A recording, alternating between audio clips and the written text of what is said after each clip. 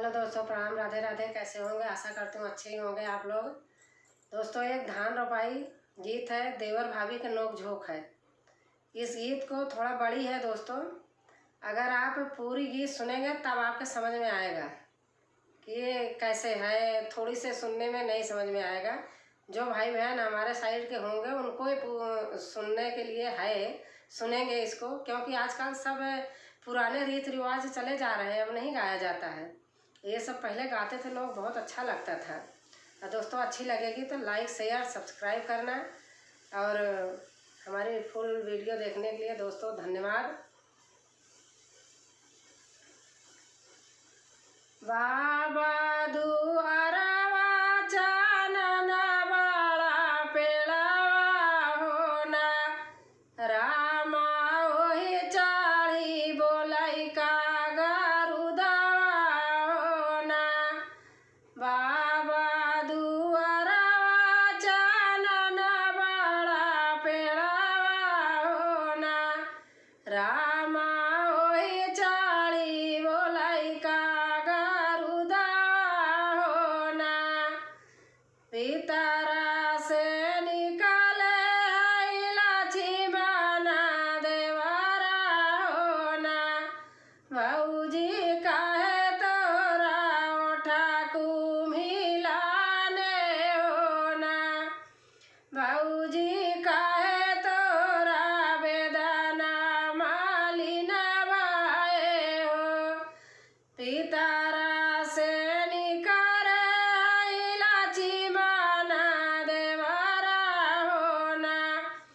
भौजी काहे तोरा ओठा कुम्हिलाने होना, भौजी काहे तोरा बेदना मालिन भाए ना। खाएरा सुपारी देवरा ओठा कुम्हिलाने होना, देवरा स्वामी बिना बेदना मालिन भाए ना। खाएरा सुपारी देवरा ओठा कुम्हिलाने होना, देवरा स्वामी बिना बेदना मालिन भाए ना। तो अब देवर देखो भाभी को क्या कह रहे हैं। खाएरा सुपारी भौजी हमारी पेटरिया होना, भौजी चलिया हमारी से जरिया होना। खाएरा सुपारी भौजी हमारी पेटरिया होना, भौजी चलिया हमारी से जरिया होना। तो अब भाभी जवाब दे रही है।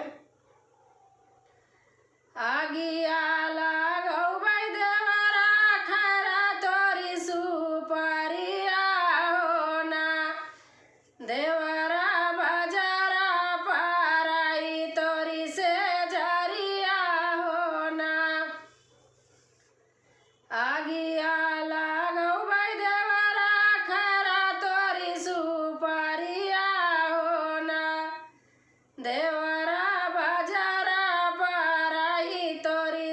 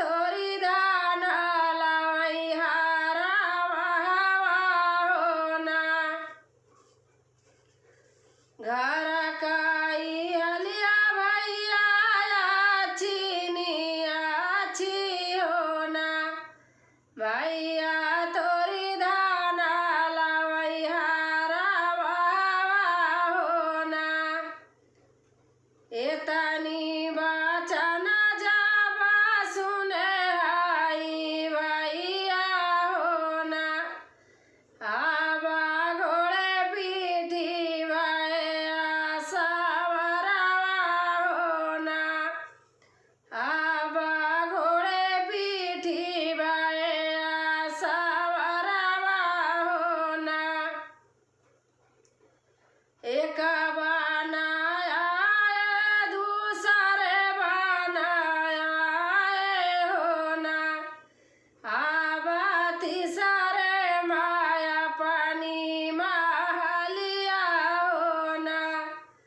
एक बनाया दूसरे बनाया हो ना।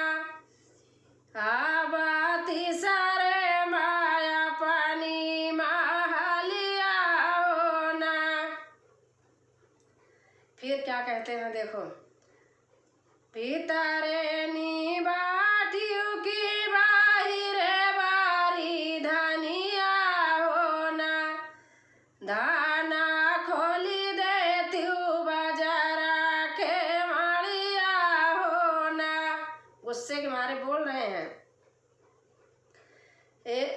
भीतरे नी बाटियों की बाहिरे बारी धनिया हो ना।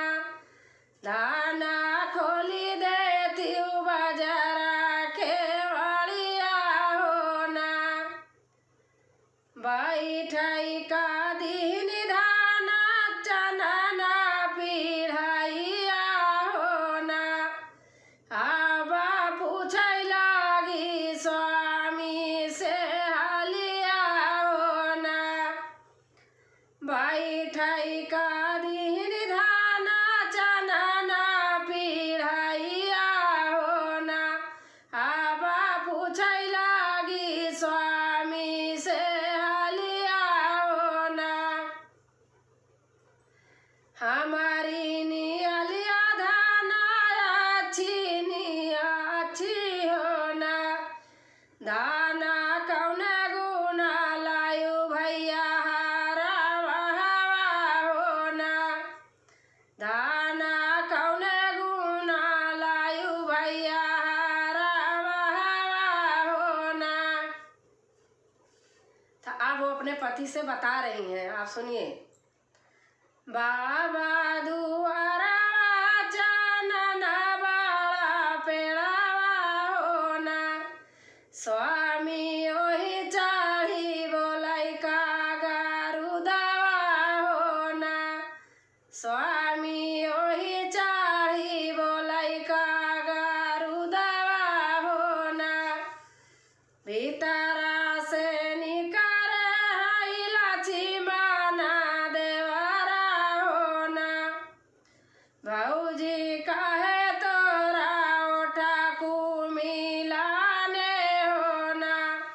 भौजी कहे तोरा बेदाना मालिना भाए ना। तब क्या कहती है। खाएरा सुपारी देवरा ओठा मिलाने हो ना। देवरा हरी बिना बेदाना मालिना भाए ना। देवरा स्वामी बिना बेदाना मालिना भाए ना। खाएरा सुपारी भौजी हमारी पेटरिया हो ना। भौजी चली आवा हमारी से जरिया हो ना। भौजी चली आवा हमारी से जरिया हो ना। खाएरा सुपारी देवरा आ गया। खाएरा सुपारी